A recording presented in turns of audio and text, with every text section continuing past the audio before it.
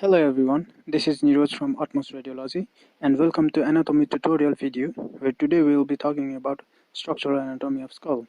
First and foremost, let's go through the introduction of the skull. Skull is a bone skeleton that houses brain, special sensory organs, and upper part of respiratory and digestive system. It also provides attachment to many muscles of head and neck. Skull is divided into cranium and facial skeleton. Cranium is further divided into calvaria, which is also known as cranial vault, and vesicranium, also known as cranial base. Facial skeleton houses organs of sight, smell, taste, as well as opening of respiratory and digestive system. Along with ossicles, skull is composed of 28 bones, many of which are paired, and in the median plane consist of unpaired bones. Majority of bones in skull articulate via fibrous joint called sutures. These joints facilitate in growth of the bone rather than its movement. When viewed from the front, the skull is generally ovoid in shape, with wider upper part than below. Upper part is generally formed by frontal bone that underlies forehead region above the orbit. Superior medial to each orbit is a rounded superciliary arch, which is more pronounced in male, and in between them may be a median elevation called glabella. The frontal bone articulates with two nasal bones at the frontonasal suture, marked by depression at the root of the nose known as nasion. Inferolateral to the superciliary arch is supraorbital margin, which is divided into lateral 2/3 and medial 1/3 by the supraorbital notch, through which supraorbital vessels and nerve passes. Supraorbital artery stems from ophthalmic artery in the superior medial aspect of the orbit and emerges under the forehead. The lateral margin of orbit is formed by zygomatic process of frontal bone and frontal process of zygomatic bone. The suture between them is frontozygomatic suture. The infraorbital margin is formed by zygomatic bone laterally and maxilla medially. The medial margin of the orbit is formed by the frontal bone and below by the lacrimal crest of the frontal process of the maxilla. The central part of the face is occupied mainly by paired maxilla, which is separated by anterior nasal aperture. Each maxilla contributes to upper jaw, medial wall of the orbital cavity, the lateral wall of the nose, floor of the nasal aperture, and the bone of the cheek.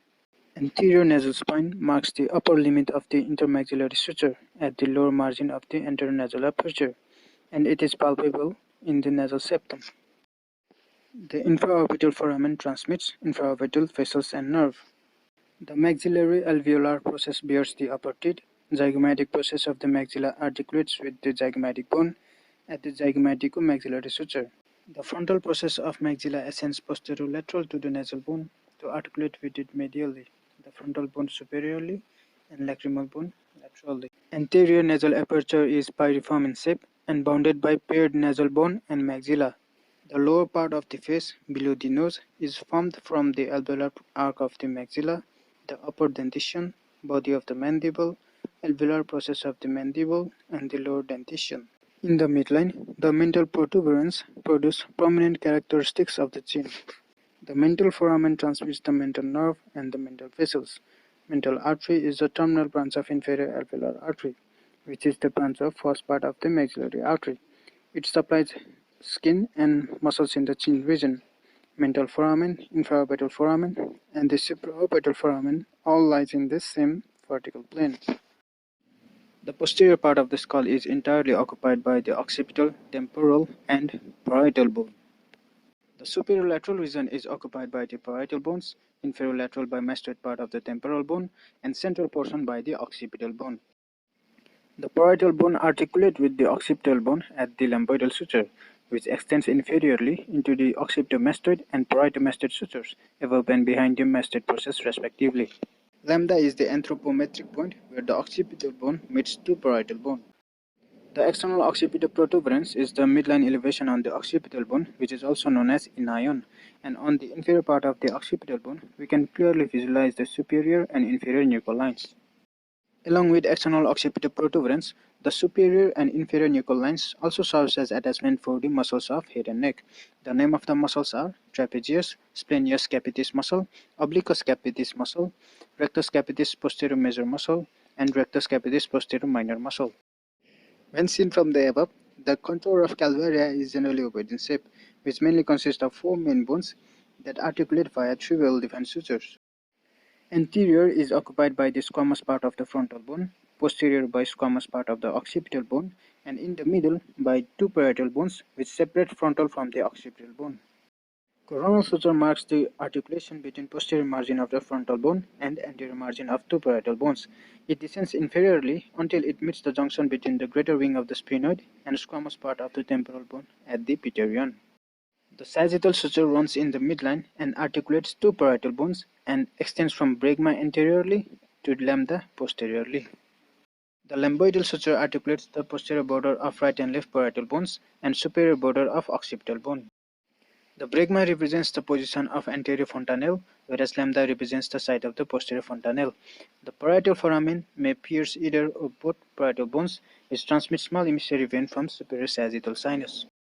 When viewed from the side, the skull can be divided into three zones: face anteriorly, temporal middle, and occipital region as the posterior. Since we have covered face or anterior region in the frontal view of the skull, we will now look up onto the temporal region and occipital region. The temporal region can be divided into upper temporal fossa and lower infratemporal fossa by the position of zygomatic arch. The upper temporal fossa is bounded anteriorly by frontal process of zygomatic bone, superiorly and posteriorly by temporal lines, and inferiorly by zygomatic arch. The upper temporal fossa continues inferiorly with infratemporal fossa deep to the zygomatic arch. The superior temporal line gives attachment to the temporal fascia, whereas inferior temporal lines provide attachment to the temporalis muscle.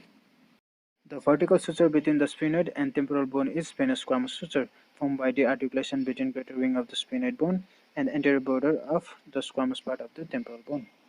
This plate projecting upwards from the body of mandible is ramus. Its lateral surface provides attachment to masseter muscle. The ramus bears two prominent processes superiorly, with coronoid process anteriorly and condylar process posteriorly, separated by a mandibular notch.